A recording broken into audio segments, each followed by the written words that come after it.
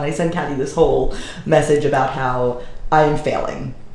And she writes me back and she's like, everything's fine. Like, why do you feel that way? Where is the fire? Such a mess. And then she's like, this has to do with you feeling like you're not enough. And I'm like, oh my God, I have so much work to do. Here we go. More therapy. Welcome to the Limitless Tribe, where two badass women build businesses, chase dreams, and keep it way too real. I'm Kat. And I'm Mel. We're the founders of Powerhouse Admins and the Limitless Tribe, and we're inviting you into the messy middle, the mindset shifts, and the CEO glow-ups we never see coming. Now let's get into it. Hey everybody. Have you ever had a situation where you text a friend, maybe you were vulnerable or you said something, and then you got radio silence back, like nothing. And now your wheels are turning. You're like, oh my God, did I say too much? Like, is she upset? Like, did something I say hurt her feelings? You know, maybe she's not gonna be my friend anymore. Maybe, you know, I just overshared. Here I am, always oversharing, right? And you're putting up all these like scenarios in your head of what can happen, right? Yeah, those are the longest 5 minutes of your life. Sometimes more. Sometimes let's say this person doesn't respond for 3 days. Now you're like, oh. No, then forget it. We're not friends anymore. And you have all these crazy scenarios, right? And then 3 days later, you get a message from your friend like, oh my God, I'm so sorry. Like, I had this, and this happen in my life, and I just couldn't get back to you, but thank you so much for being vulnerable. Like, that's actually what I'm going through, or things like that. Have you ever had a scenario like that? I know I have. Pretty sure most of us, right? So today we're going to be talking about how the universe is always working in our favor, and how we need to align our thoughts and our how we see the world to match that. All right, so our brains naturally, right, they fill in the gaps. So if you're thinking something or you're worried about something, you're going to create a story around it, right, to make sense of your uncertainty, what you're going through. So like the friendship scenario, if you write something and then you don't hear back, now you're automatically making up a story because you're uncertain, you don't feel secure.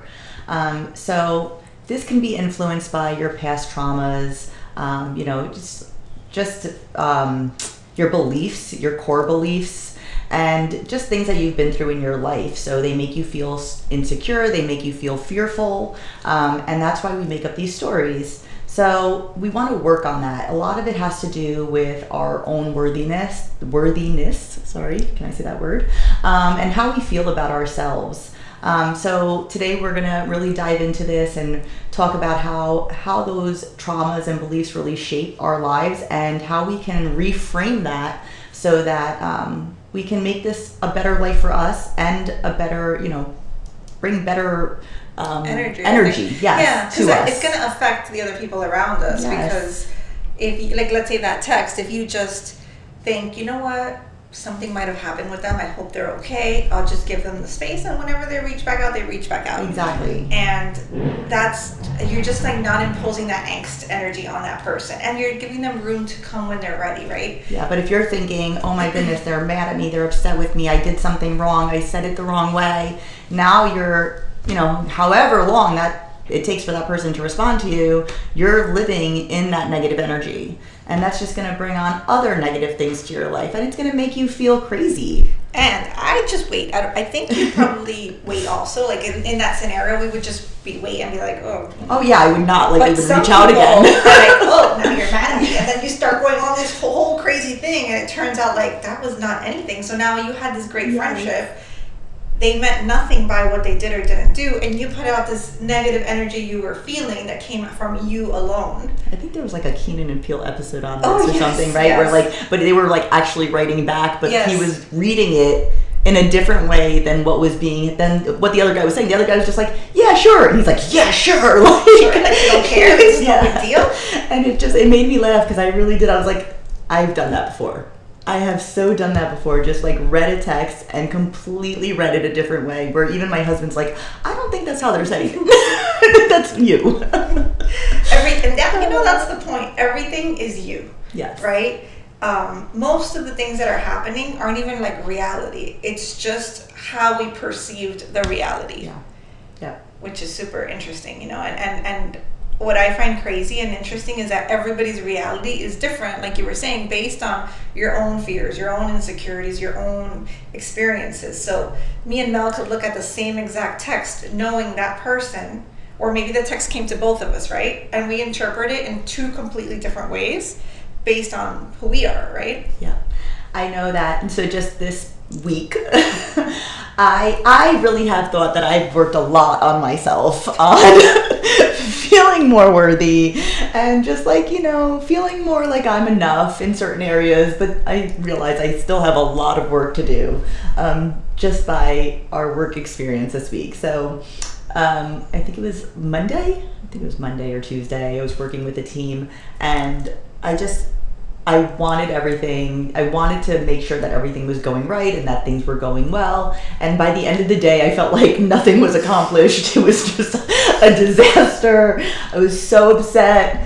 And I had, Cathy and I are on this call, and I get off the call and I'm just so upset. I'm so mad at myself, and I am just in tears about this whole thing. And the next day I sent her a message. She sent me a message that we just need to be more easy on ourselves. Like, things are good, don't worry, like it's gonna be okay, and everything's good, and just like a nice heartfelt message. And I'm sobbing as I'm listening to it the next morning, because I'm doing my, I'm trying to do this like morning gratitude and like thank the universe and thank God for everything in my life and all the good things that are happening. And I'm thanking God and the universe, and I'm like, like it's just ugly crying.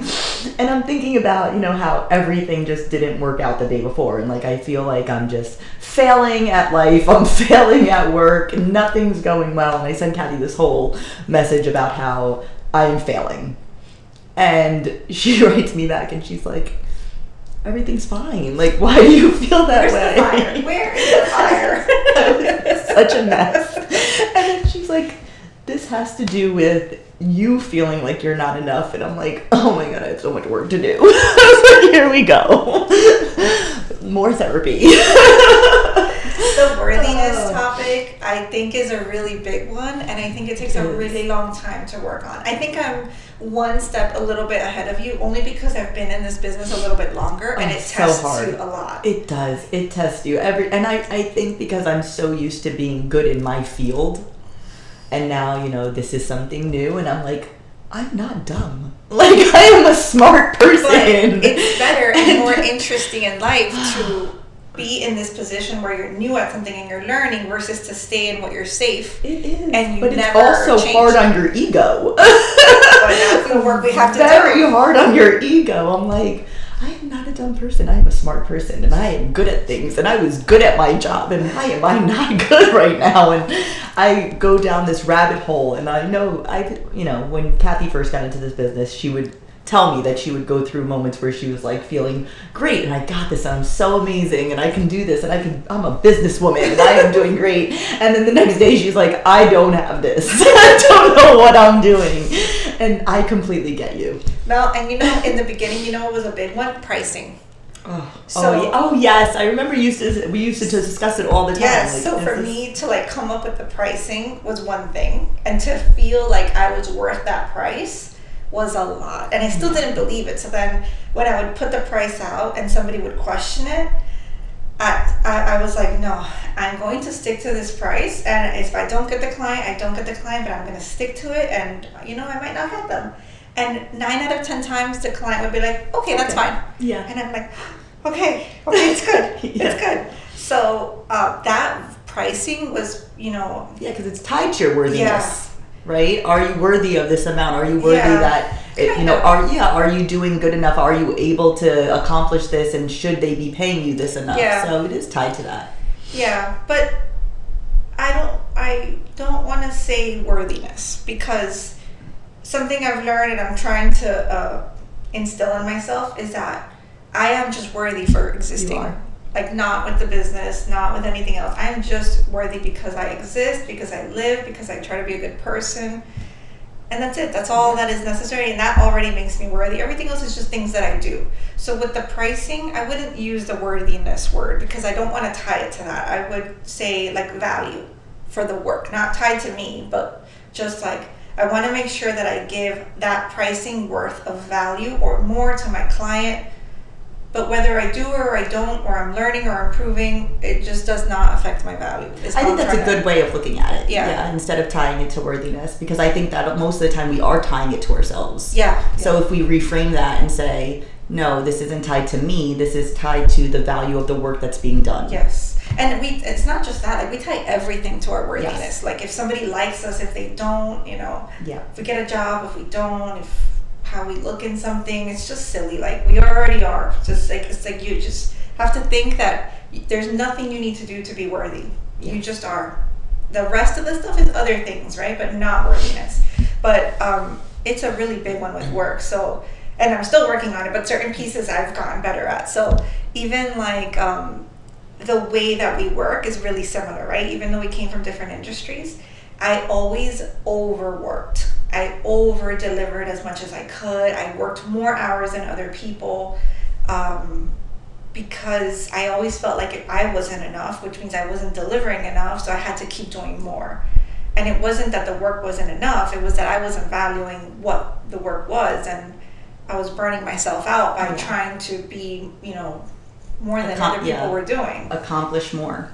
Yeah, so I've tried to hear that it's my business. I'm trying to let some of that go. We've been talking this week, like, sometimes I work, like if I have a boss and I could be fired and I could have a write-up, or like if somebody's like breathing down my neck, expecting or like cracking the whip, but nobody is other than me. Yeah. So, and I don't want that. So all I need to do is just not do that, because I'm the only one imposing that stuff on myself. Correct. Which is ridiculous, because it's other people, like you can't always control it. You have a job, you have to do this, but when it's your own business, I think that it's like ridiculous that we do this to ourselves. Kathy's like, you're not getting written up. And she's like, you sure? I'm like, are you sure? I feel like you should. You should write me up for this. She's like, Melissa. Ridiculous. So another thing that happens that I've realized is, and this is very recent realization for me, like maybe a month or two, maybe a month. I've realized that maybe because life was tougher when I was younger and like growing up and being a single mom, I like don't allow myself to enjoy things until like it's really, really done. Even a vacation, like I don't get excited until I'm at the airport, like on the plane, then it hits me that I'm going on vacation. It's almost like before that, anything can happen to take this away, right? And it usually doesn't, but I've kept with that fear to like protect myself to not let that happen. And then it's also kind of tied to like the shoe, like waiting for the shoe to drop all the time. So then we have a similar issue. Every time usually our clients deal with our admins, right? But occasionally the clients will be like, oh, do you have 5 minutes to talk?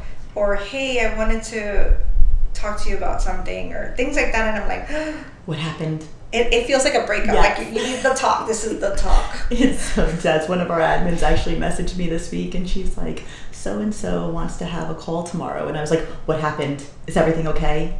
Did we do something? And she's like, yeah, everything's fine. They just want to discuss da-da-da-da. And I'm like, oh, okay. That sounds good. And then I'm like, why am I like this? Yes. You need to stop that.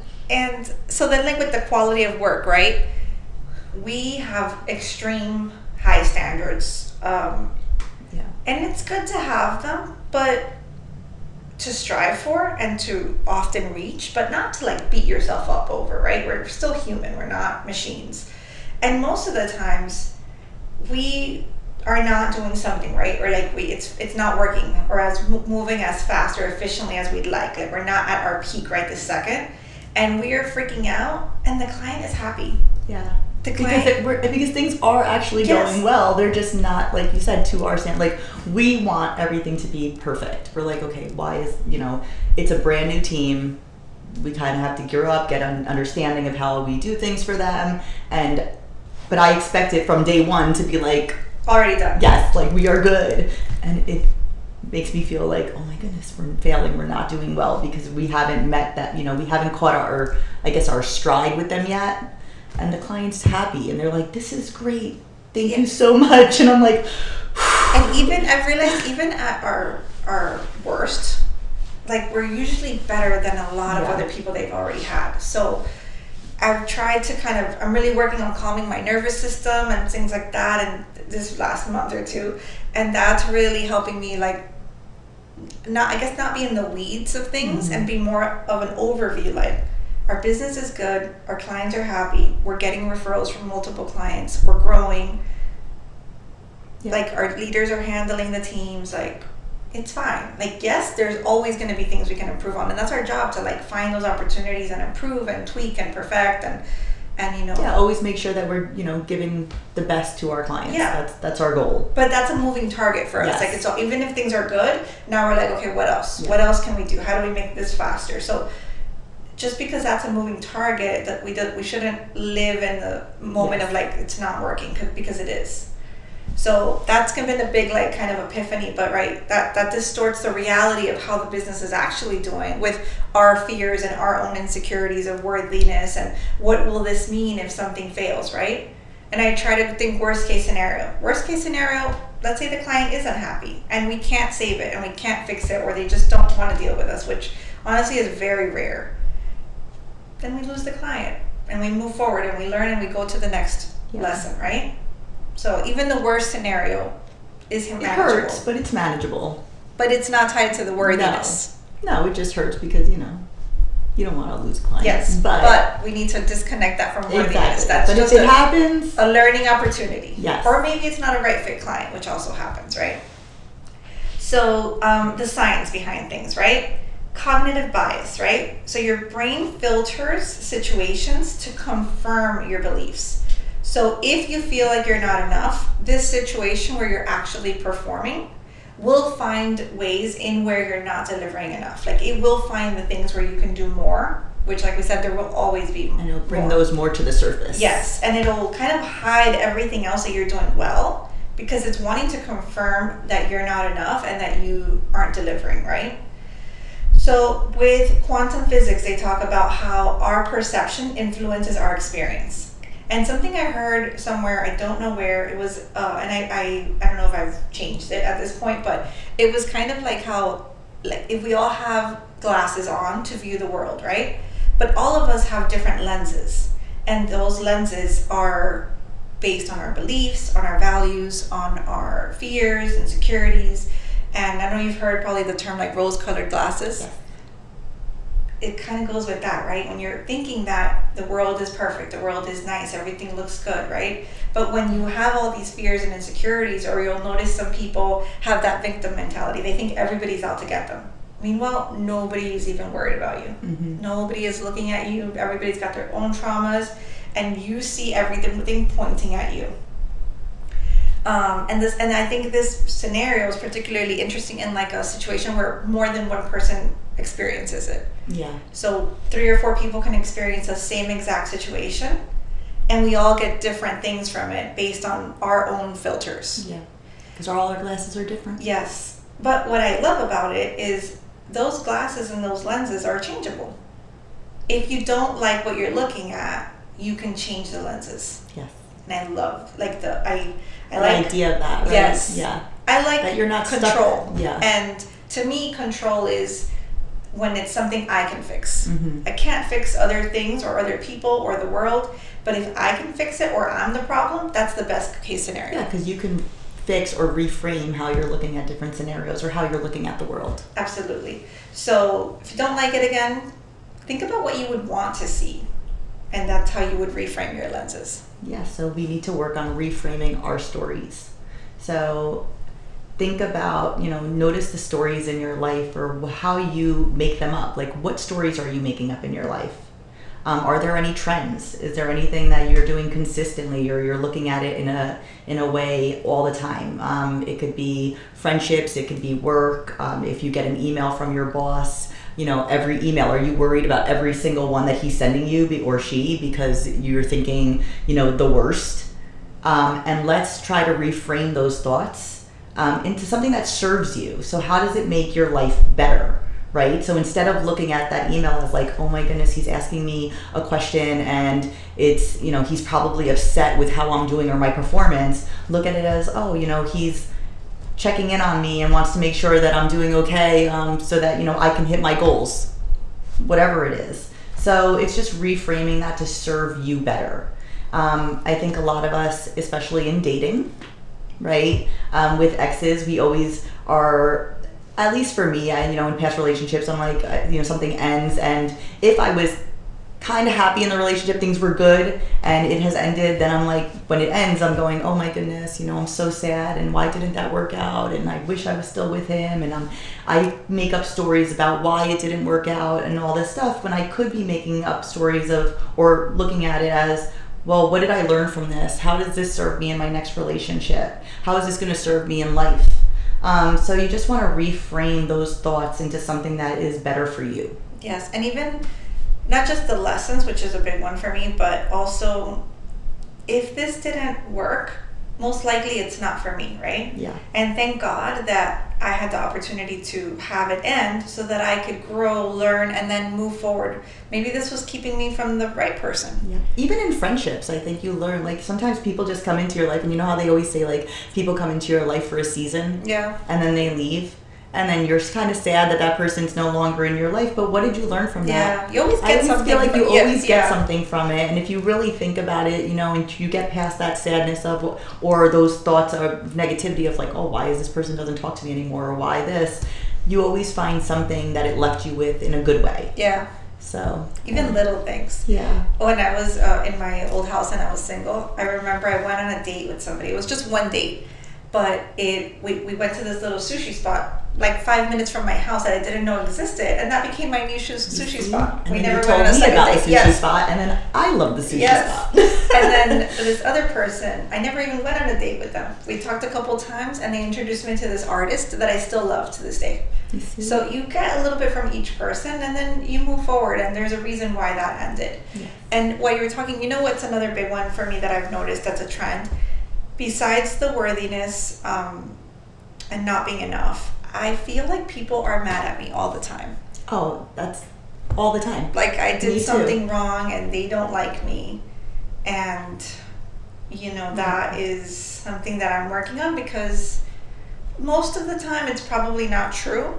But even if it is, my goal is not anymore to be liked by everyone. My goal is to be really, really liked or loved by me, like to be my authentic self. And that means that I might not connect with some people, and that's okay as long as I'm still treating people well and I'm being a good person.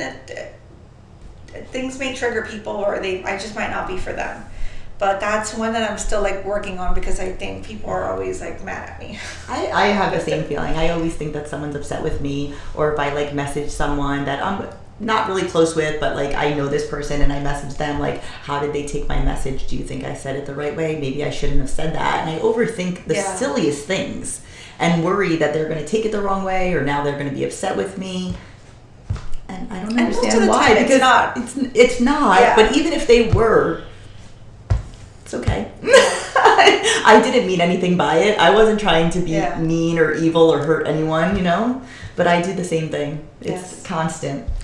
So be aware that even if you didn't know it until today, you are making up stories, right? Because what you tell yourself about the situation is not a fact that you saw or heard from this person. Like, this person didn't tell you that they're mad at you, and you don't really know if they are, but you're assuming, right?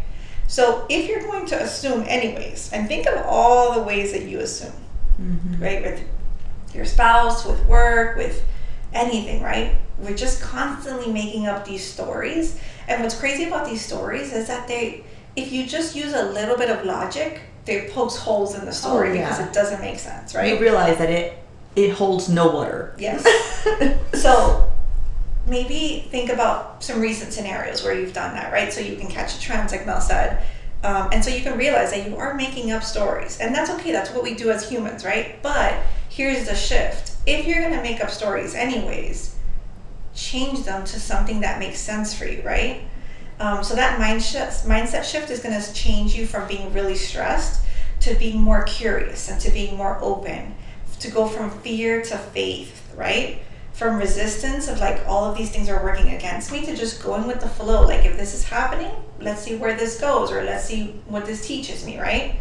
So just try to learn to catch those moments so that you can reframe them, ideally in the moment. And the more you do them, you're going to start shifting your story. So when they come up the first time, they're going to come up closer to reality and closer to something that serves you. So we're going to play a little clip. I love this video. It's very short, by Keke Palmer. And she says that she is a little delulu and that she is the queen of Reframe. And I think this really like explains what we're talking about. I love it. Okay, so I hope you loved that. For me, by the way, delulu is like one of my new favorite words. There's a guy on Instagram that uses it all the time. I think it's hilarious every time he says it. Yes, but the more, I mean, first of all, being a business owner is delulu. And you have to be, because if not, you wouldn't create, and this is just something normal we're doing, but people create these incredible businesses. And you can't do that without being delulu. People are going to tell you that it's not going to work, or that already exists, or nobody wants that. And you have to be delusional to keep going and to not give up with the first obstacle. Yeah. So I love that word. And then with manifestation, the same thing. Like, why am I going to put limits on myself, right? Why am I, like, the world already has some glass ceilings and things like that. Why am I imposing my own, right?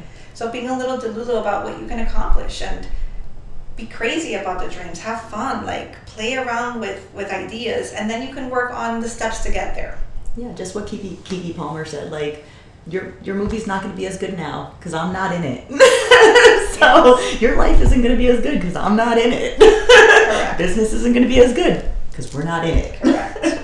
You're just not ready for our awesomeness, and that's okay. We'll meet again later.